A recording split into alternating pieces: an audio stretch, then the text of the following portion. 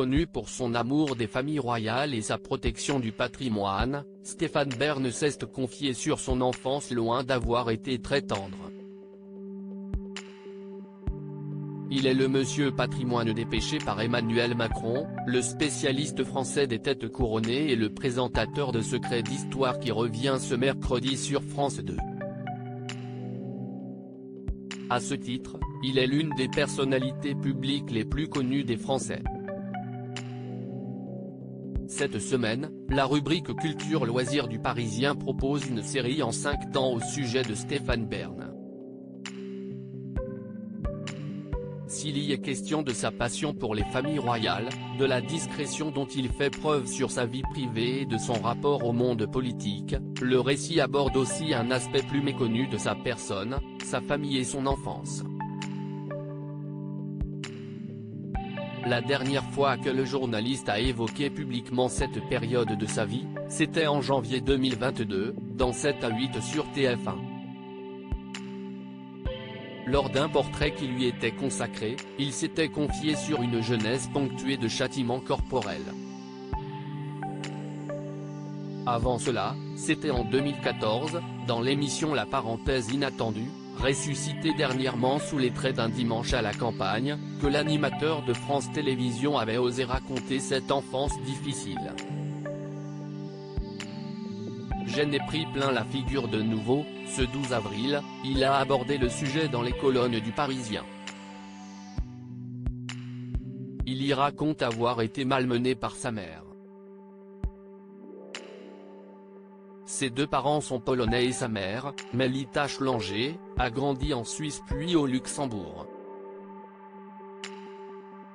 Si est-il les valeurs qu'elle y a apprises qu'elle tente d'inculquer à son fils Stéphane. Ma mère était dure. Elle nous a donné, à moi et mon frère, une éducation prussienne, celle qu'elle avait reçue.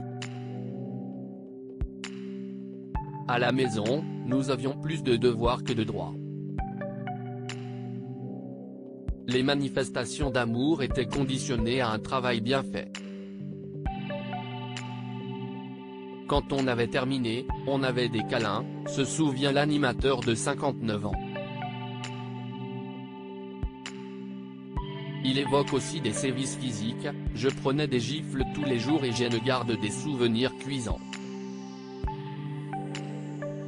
J'en ai pris plein la figure.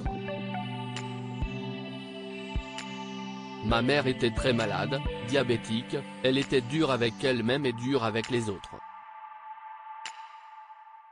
Des gestes que Stéphane Bern semble excuser aujourd'hui. Refusant de se qualifier d'enfant martyr, il relativise, à cette époque, les châtiments corporels existaient encore. J'étais très insolent d'ailleurs, je me dis que je les méritais parfois, ces gifles. J'étais très insolent. Rien que dans un regard, je dévissais les nerfs de mes parents. J'étais assez rétif à l'autorité, avoue l'animateur qui donne même un peu raison à ses parents pour cette enfance pas des plus tendres, je rends grâce à mes parents.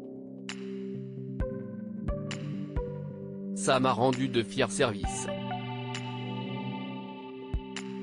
Grâce à cela, je crois que je suis devenu insubmersible. Je me remets de tous les coups. Les critiques les plus dures, si est comme des gifles. Et de continuer, par rancunier, en conclusion de l'article, j'ai quelques traumas sans doute. Je vis avec. Mais quand je regarde en arrière, je me dis que j'ai eu une enfance plutôt heureuse. Une mère que je considère comme merveilleuse, aimante et dont la mort m'a totalement bouleversé. Elle reste la femme la plus importante de ma vie avec ma grand-mère. Je crois simplement qu'il n'était pas facile pour un enfant différent de trouver sa place dans cette famille très conventionnelle. Finalement, je me dis que j'ai plutôt bien réussi à faire mon trou. À lire aussi Je n'ai pas connu de jour sans prendre une gifle, le témoignage fort de Stéphane Bern sur son enfance dans 7 à 8.